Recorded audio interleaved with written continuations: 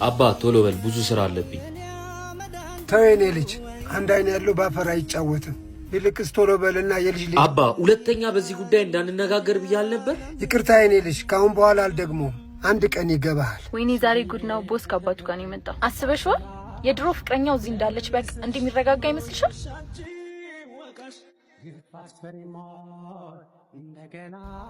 ልጄ ያቺ ልጅ አታምርም? አባ ተዋልኩ አይደል እንዴ? ሃይ ዮናስ። ምሩ እዚህ ምን ትሰሪያለሽ? ምንም ሆቴልን መጎብኘት ፈልጌ። አይቻልም እንዴ? ትችያለሽ። እንኳን ወደ ፕላቲኒየም ሆቴል በሰላም መጣሽ። ታውቃታለህ እንዴ እኔ ልጅ? ሆቴላችን 65 ሩሞችን ከ5 የሩም አይነቶች ጋር ያዘ ሲሆን እንዲሁም እኛ ጋር ሩም ለሚይዙ ከስተመሮቻችን ጂም፣ ስቲም፣ ሳውና እና ቁርስ ፍሬ ያካትታል። እንዴት እንደምታይ ግን አይተሃል?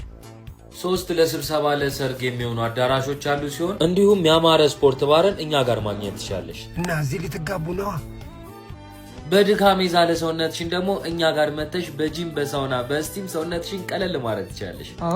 አይ ላይክ ኢት። ማሳጅም ይኖራችኋል መቼስ። ለገና ደግሞ ቆንጆ አዳዲስ ነገሮችን ለእናንተ ይዘን መጥተናል። ለምን ለገና አትጋቡ? ለገና ፕላቲኒየም ሆቴል ቆንጆ ቶርታ ኬኮችን አዘጋጅቶ ይጠብቃችኋል። ፕላቲኒየም ሆቴል ለገና በተመጣጣኝ ዋጋ ልዩ የፋሚሊ ራት አዘጋጅቶልናል። ለእኔ ቤተሰቦችን ይህንን ጣፋጭ ራትና ኬክ ልጋብዛችሁ። ከእናንተ የሚጠበቀው ሜንሽን ያደረኩላችሁን አካውንት ፎሎ ማድረግና ኮሜንት ላይ የፈለጋችሁትን ነገር ጽፋችሁ ከፍተኛ ላይ ካገኘውን የምንሸልም ይሆናል። አድራሻችን መገናኛ ለሞቴል ማዳወቂያ ያገኙናል። እንዲሁም ደግሞ በእነዚህ ስልክ ቁጥሮች እየደወሉ ማዘዝ ይችላሉ። ልዩነታችን ደንበኛ ንጉስ ነው የሚለውን ቃል እኛ ጋር በተግባር ማሳየታችን ነው።